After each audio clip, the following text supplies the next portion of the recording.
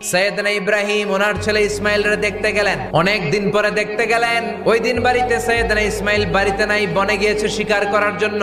বাড়িতে সৈয়দনা ইসমাইলের বিবি সৈয়দনা ইব্রাহিম ঘরের দরজার বাইরে থেকে সালাম দিয়ে বললেন, আসসালামু আলাইকুম। ভেতর থেকে কর্কশ গলায় একটা মেয়ে সালামের উত্তর দিয়ে বলল, ওয়া আলাইকাস সালাম। গলার মধ্যে কোনো মায়া নাই, মহব্বত নাই।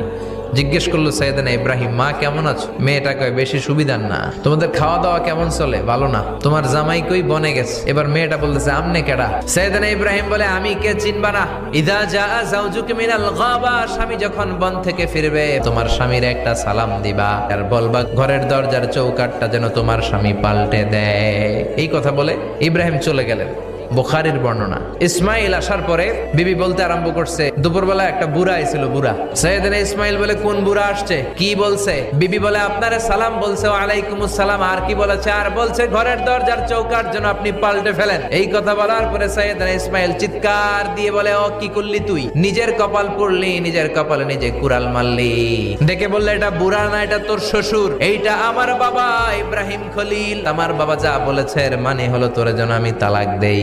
আই ডিভোর্স ইউ, তোরে তালাক দিয়ে দিলাম। বাবার খুশির জন্য তালাক দিয়ে দিস। আপনার আব্বাও যদি আপনার বউরে এমনি তালাক দিয়ে ফেলতে বলে, দিবেন নাকি? আবার দিয়েন না, মুসিবত আছে।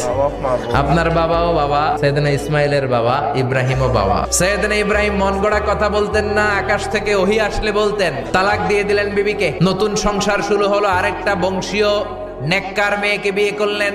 3 বছর পর সৈয়দনা ইব্রাহিম আবার বেড়াতে আসলেন। আজকেও সৈয়দনা ইসমাইল বাসায় নাই। সৈয়দনা ইব্রাহিম সালাম দিলেন, আসসালামু আলাইক। এবার জাদুমাখা কণ্ঠে, কুকিল কণ্ঠে, মোলায়েম কণ্ঠের একটা মেয়ে ঘরের ভেতর থেকে বলে, ওয়া আলাইকুমুস সালাম। সৈয়দনা ইব্রাহিম বললেন, কাইফা হালুকিয়া উম্মি, মা কেমন আছো? বলো বলো। মেয়েটা বলে, আলহামদুলিল্লাহি আলা কুল্লি হাল, সব অবস্থায় আলহামদুলিল্লাহ। সংসার কেমন চলে? কয় খুব ভালো। খাওয়া দাওয়ার অবস্থা কি? কয় আরো ভালো। এবার মেয়েটা বলে, কে আপনি? এই মরুভূমির মাঝখানে রৌদ্রের মধ্যে দাঁড়িয়ে দাঁড়িয়ে কথা বলেন, কেউ তো কোনোদিন আমাদের খোঁজ নিতে আসে না। কে আপনি? ঘরে আসেন। সৈয়দনা ইব্রাহিম বলে, না, আমার পরিচয় দিব না, ঘরেও আসবো না। মেয়েটা বলে, আপনি যদি ঘরে না আসেন আমি কিন্তু রাগ করব। সুবহানাল্লাহ কোন। জোর করে ঘরে নিলেন, শরবত খাওয়ালেন, খেজুর খাওয়ালেন, রুটি খাওয়ালেন, মাংস খাওয়ালেন। সৈয়দনা ইব্রাহিমও চোখের পানি ছেড়ে দোয়া করলেন, ও মিয়া, এটাও মাইয়া, আগেরটাও।